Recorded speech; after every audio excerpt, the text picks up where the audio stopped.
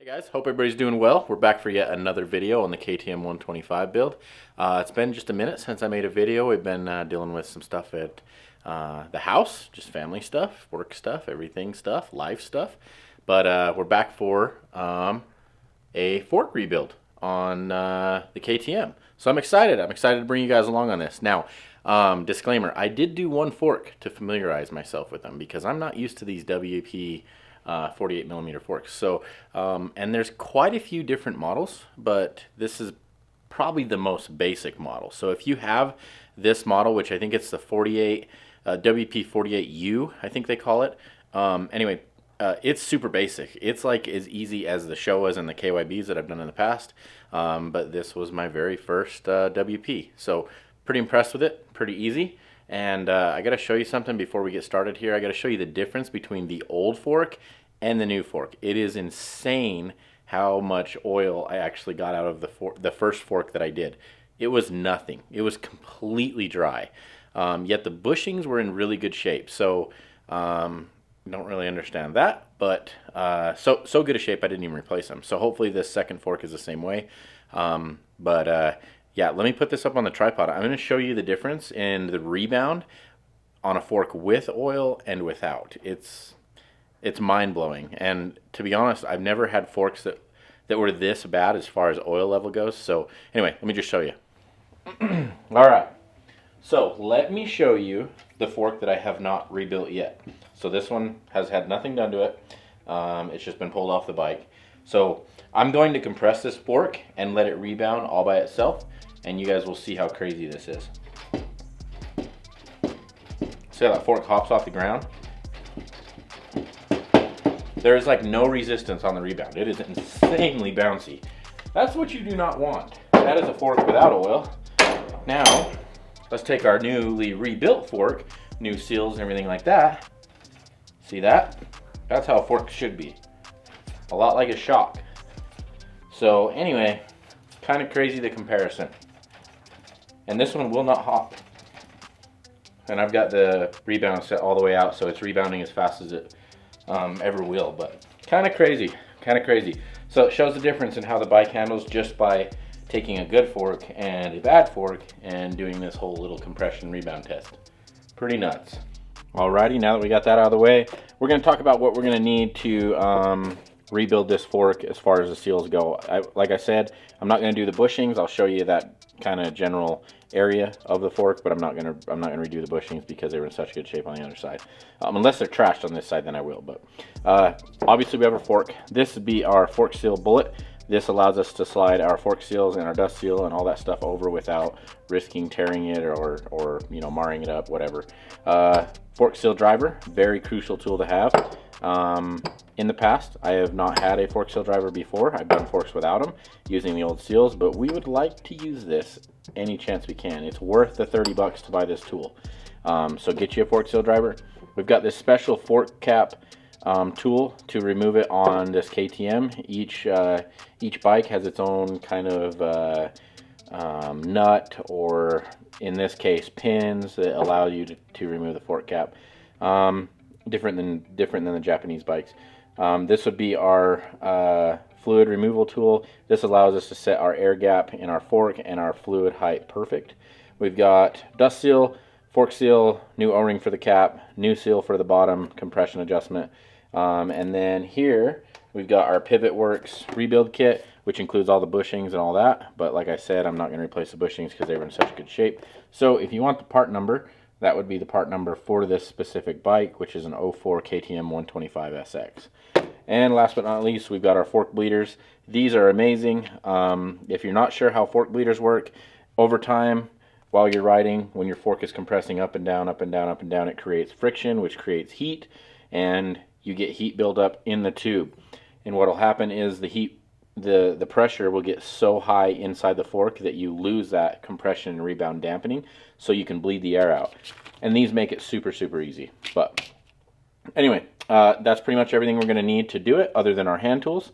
Yeah, let's hop on it. Okay, now the very first thing we're going to do before we get totally started here, disassembling, we're actually going to back our rebound and our compression adjustment all the way out. So if you like your current settings on your fork, take note of how many clicks that you're moving out. I think on the top of this there's 30, and on the bottom I think there's 20. I can't remember exactly. But back it all the way out. Once it stops on that last click, don't force it. You don't want to ruin your clicker. So we got that side done. Now on the bottom here, what you're gonna see is, oh, by the way, get a set of soft jaws for your vise if you have a vise. If not, I've rebuilt forks without a vise. It's a real pain in the neck. But get a set of soft jaws. So I'll put a link down below to the ones that I have in the vise. Then you're gonna remove our dust seal right here, our little dust protector here. And now we've exposed our compression adjustment. And then we're just gonna back it all the way out. And this is standard for any fork. You wanna make sure these are backed all the way out before we go making any changes. All right, now our next step, take our cap removal tool, pop it on there and break our cap loose. Now this little slot right here in the actual tool is to, if you want to leave your bleeder valve on, which I'll show you, right there you can see the bleeder screw. If you want to leave your bleeder valve on, you can, but I would recommend taking it off. You don't want to snap that thing off in there, because very small threads, very fine threads, you don't want to risk that. And once you get it loose, you can go ahead and basically turn it all the way out until it stops. Okay, we'll take our fork cap, pull it out, and let's see how much oil is actually in this fork. Ooh, that is dirty. Dirty. Not much in it. Not near what should be in it. I think it's 580 milliliters that are supposed to be in these forks. Something like that. Not quite positive. That's why we have our fluid removal tool, so that we can set our fork height correctly. But that is not enough oil. I can tell you that for sure. Okay. Now I don't have quite all the oil drained out, but enough that we can go ahead and continue disassembling. So the next step here is to take our 22mm wrench, and what you're going to see here, and by the way, this is kind of a thin wall wrench. You need to have a thin wall wrench. If you don't, it's not going to fit on this 22mm nut right here, and you're not going to be able to get this apart. But what you need to do basically is compress your spring, put it on that nut like that, and then take your other tool and pop this off. Now here you're going to use your fork cap tool to go ahead and spin this off, because what you don't want to do is disassemble your actual fork cap. You want to avoid that. So put it on there like so, and then go ahead and break it free. And once it's free, you should be able to spin it off by hand. Now once you get this off, there's these plastic spacers that are underneath right here, and you do not want to lose those guys. And this would be your rebound dampener right here. Go ahead, pull it out, set it aside for now, and then compress your spring, pull your wrench off, and pull your spring out.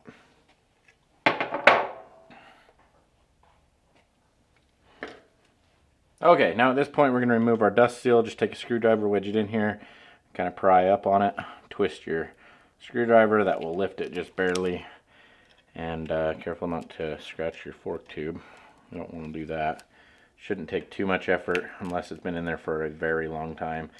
Then these can dry up and get kind of stuck, but shouldn't be too big a deal. So go ahead and get that up. I'm going to get my bigger screwdriver. Alright. Okay, that's out. Now we've got a little snap ring in there, and I don't know where the opening to it is. Looks like it's right there on that side. You're just going to use a screwdriver, pop that little snap ring out, and then that snap ring that's your seal retainer. And you don't want to forget to put this back in. This is what keeps your fork together while you're riding, so don't forget to do that. Now put these parts in order as you got them out, because it's easier to remember you know, where they go if you've never rebuilt forks before.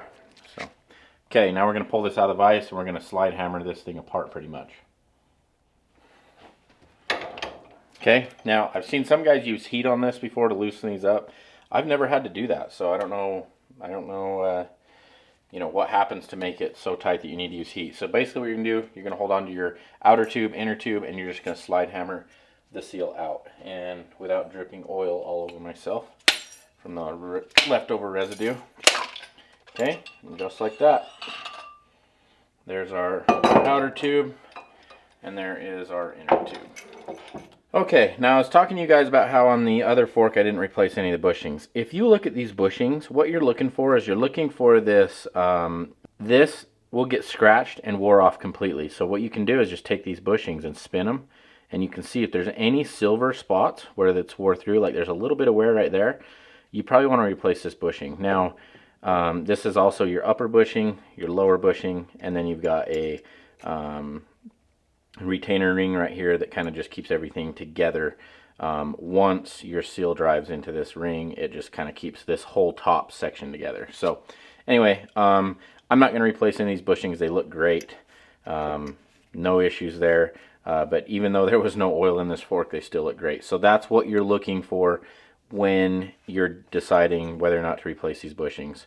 So pretty easy. Alright, now our next step in order to get our seal off is to separate these bushings. Just use a screwdriver. Be very careful not to mar them up.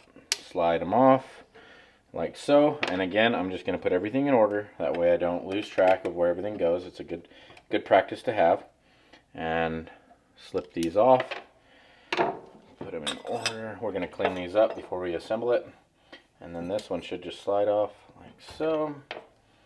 Then we got our ring and our seal, which is trash now, and our clip, and last but not least, the dust seal.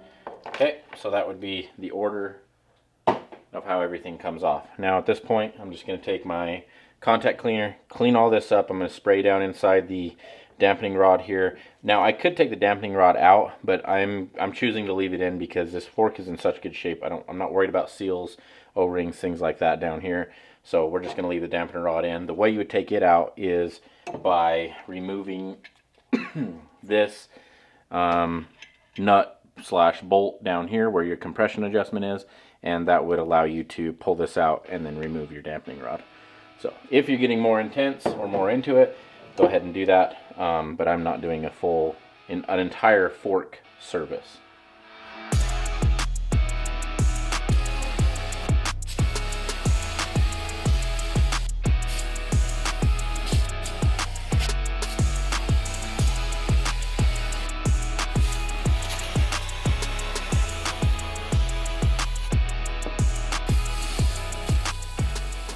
Guys, I'm really bummed. My camera just freaking died and I didn't even know it. It's a good thing I look at the screen every once in a while. So let me backtrack just a bit here. What I've done so far off camera is install my oil seal, or sorry, my dust seal. This is an easy seal to know which way goes down because it has the spring on the outside that goes near the bottom of the fork leg, and then it's got your insert right there.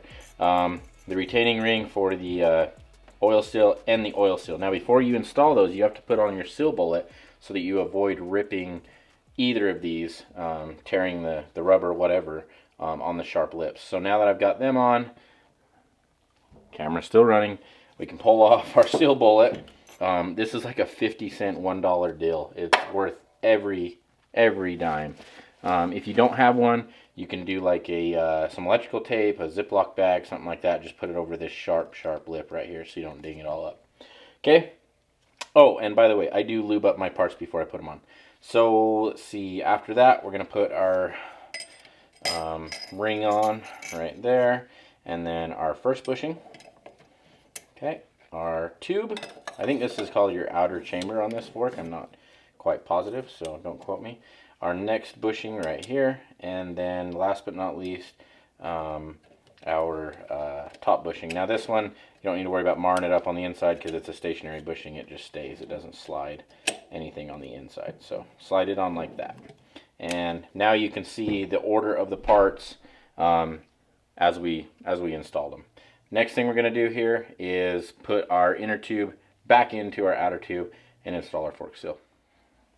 Alright, now I'm going to clamp my tube just in my vise here very lightly so that I don't end up compressing it and distorting my tube just enough that I can put my inner fork tube in, slide it in nice and lightly, and then I'm going to make sure this retainer ring is down, or whatever you want to call that ring. I'm just going to call it a retainer ring. I call stuff whatever the heck I want all the time. And put our fork seal driver together. And this is a demonstration of basically how the fork seal driver works. We're just going to drive that bushing down, and you'll hear it change right there. That's it. You don't want to drive the seal down to push that in, if that makes sense. It's just more wear and tear on the actual seal. Okay, now bring the seal down, slide it down, and it's going to fit right down there like so. Put our driver back on, and same thing, send it home.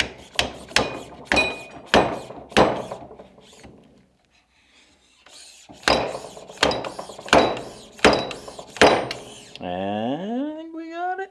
One more. Okay, there we go. And now we are done with that. Okay, now at this point I can drop my ring in, and usually you can press these in. Might have to use a screwdriver. Just a little bit here. Let's see. Come on, baby. Go where you're supposed to go. There we go, got it started. And we'll just push it down until it snaps in place. Like so. Make sure it seats all the way in. You want to make sure that it can't pop out at all. And looks like it's all the way in. No problem there. Be careful not to mar up your tube. Okay, we are home on that. And then last but not least, you got your dust seal. And sometimes you can push these in, other times you can't. Depends on who makes the seal pretty much. But usually you can push these in. Usually. It's not a problem. We're just going to use a fork leg and just pop it in.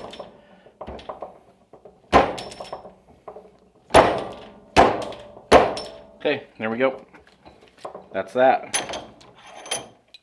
Okay guys, now comes the fun part. Let me put my dampener rod in before I forget, because I don't want to leave this piece out. Slide it in like that. Now, what we're going to do, there's a correct way to do this, and there's also an incorrect way to do this. I'm going to show you the correct way. We're going to start adding oil to our fork, and what we don't want to do is put any oil down the dampening rod because it'll just backfeed. We're going to pour our oil in until we get it basically up to the threads, so you guys can see this. Just pouring it in until I get it to the threads of my outer tube. And then we're going to start cycling our dampening rod until we work all the air bubbles out. And we'll just do this cycle over and over and over again to get rid of all that air that is in there. You can see it bubbling right now. So just pull up on our dampening rod, see how easy it comes up. Hear all that air. You should do this over and over again until your pole is nice and smooth and you don't have any air dead spots where it just releases like that. So it doesn't take a whole lot, but you want to work all the air out.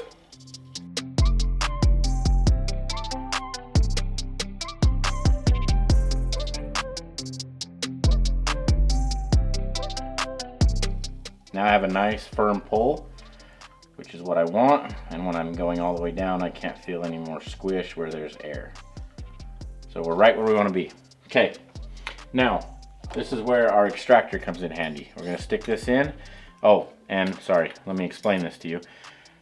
This distance right here, KTM calls for 90 millimeters of airspace in the cartridge, or in the fork. So this is set at 90 millimeters from tip to edge here, and you're gonna put this in, and basically what you're gonna do is just pull this out, and you're gonna extract the oil until you're sucking air at that 90mm mark.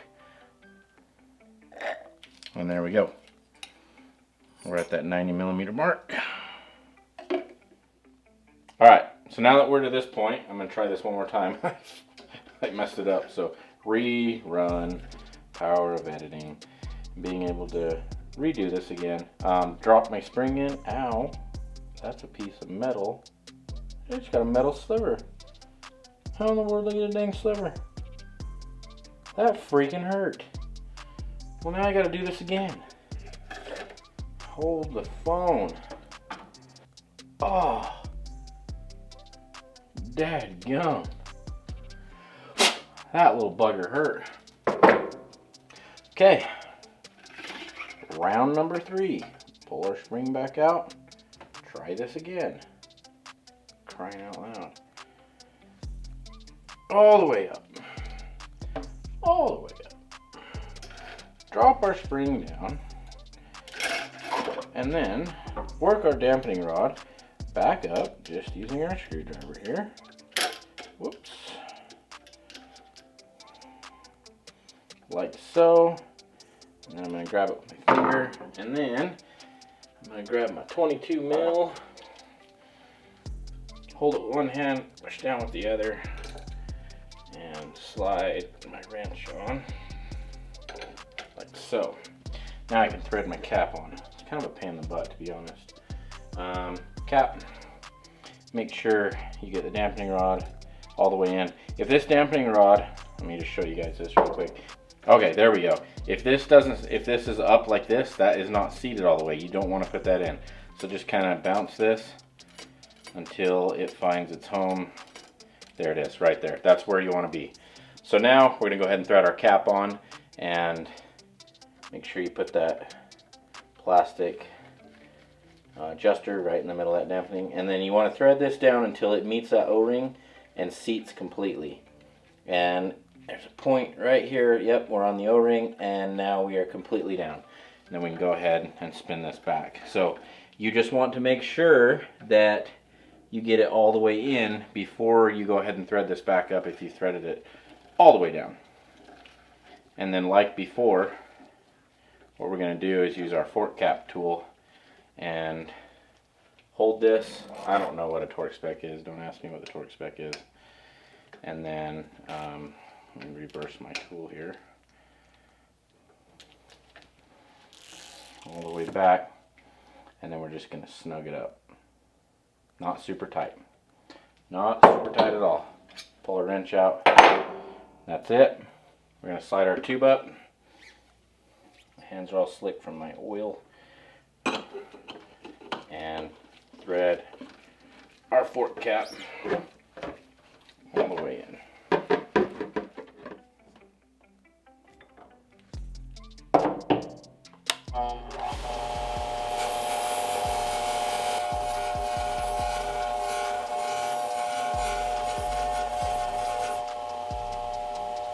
Alright, after we add a little bling factor using the danmx wheels, we're going to take our JIS screwdriver. A Japanese industrial standard is what it is. JIS stands for. The acronym. They're not a regular number 2 Phillips screwdriver, so don't use that on these screws. Now we're going to install our fork bleeders. And these just install with a large flathead screwdriver. Thread that in, and then push down on the valve itself and just twist it in nice and snug. Do not break it off. And now we are golden. I will put a link down below to all these tools that I use today, and the parts and everything that you guys may want or need to do a fork rebuild such as what we accomplished today. And as always, it will be linked down in the description below. And it's just an Amazon affiliate link, and it basically helps fund the channel because this is expensive to do. So give your boy a dime or two, and if you're gonna go buy some of these things, use my links. Helps a lot. All right, let's do a little comparison. That was our already rebuilt fork leg. Here is our newly rebuilt fork leg. And let me adjust these. 18 is standard. 1, 2, 3, 4, 5, 6, 7, 8, 9, 10, 11, 12, 13, 14, 15. And the bottom also, 18 was standard. Put in here. 1, 2, 3, 4, 5, 6, 7, 8, 9, 10, 14, 15, 16, 17, 18. Okay. Standard adjustment per KTM. Let's see how it does. Oh yeah, way, way better. That's what we want. And then fork bleeders, you only use the fork bleeder when the suspension is fully extended. Do not do it while the wheel is on the ground. Number 1 rule. Okay, that's it.